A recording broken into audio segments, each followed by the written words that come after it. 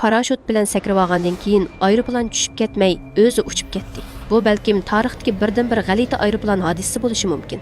Uçquchi o'zi uchib ketgan aeroplanga qarab, nima ish bo'lganligini bilmay turib qoldi. 1989-yili Sovet ittifoqining MiG-23 kurashchi aeroplani 150 metr egizlikda motori aylanishdan to'xtab qilib, uçquchi jiddiy qechib qutulgan. O'ylamagan yerdan amdili etilib chiqishiga bu aeroplanning motori yana aylanishga boshlab, aeroplan o'zi yuqori o'rlab uchib ketgan. Bu aeroplan ayni chaqda intayin ilg'or bo'lib, kuchli bo'lgan uchishni avtomatik kontrol qilish sistemasini hozirlagan.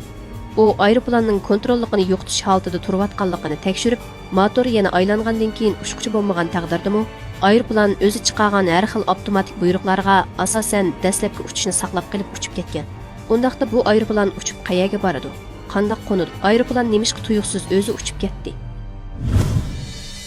Uçquchi etilib chiqqan shu daqiqada g'oyat zo'r tavrinish sababidan tuyuqsiz motorni silkib etgan. Xuddi kichik vaqtimizda televizor ko'rganda tuyuqsiz chiqmasa bir necha qitim urib qo'ysak o'shalganga o'xshash. Motor normallashgandan keyin bu aeroplan davomli uchdi. Kurashchi aeroplanning uchish sur'ati nihoyat tez bo'lg'achqa, bu kurashchi aeroplan ko'p vaqt o'tmayla Sovet ittifoqidan uchib chiqib ketdi. U avval yandagi Finlandiyaga uchib borgan. Bu chaqda Sovet ittifoqi intayin jiddiylashib ketgan edi. Chunki ayni chaqda sovuq munosabatlar urushi mezgili bo'lg'achqa, bu aeroplan pat arada Shimoliy Atlantik ahd tashkilotiga a'zo davlatlarga uchib boradi.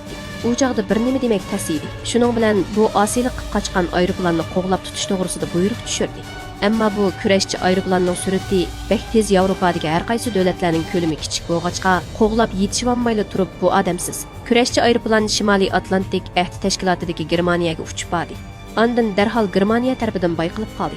Shuning bilan 2 F-15 aeroplani tez sur'atda bo'shliqqa ko'tarilib, uning yeniga kelganda ular bu aeroplanning bek ilg'ordek turganligini bayqadi.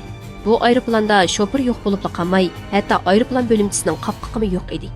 F-15 davomli iz qo'g'lash buyrug'ini topshirib olgandan keyin uzoq o'tmay aeroplan Germaniyadan uchib o'tib Gollandiyaga keldi. Bu vaqt kurashchi aeroplan izchil tuz siziq bo'yicha uchib o'tadi. Agar davomli tuz siziq bo'yicha uchsa, u Atlantik okeanga uchib berishi mumkin edi. Lekin o'ylamagan yerdan u tuyuqsiz Gollandiyada qayrilib, nishonni bevosita Fransiyaga qaratib uchdi.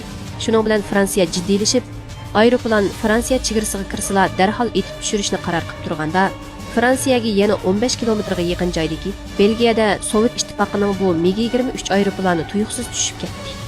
U belgiyalik bir aholining uyiga so'qilib ketgan. Bu chaqda uyda yana bir yosh yigit televizor ko'rayotgan bo'lib, nasbasqani shuki, bu yigit bir shofersiz aeroplanning bir necha davlatdan kesib o'tib, 900 kilometrdan ortiq uchib, eng oxirida o'zining uyining o'g'zisiga tushib, o'zini so'qib o'ltirib etishini o'ylab boqmagan edi.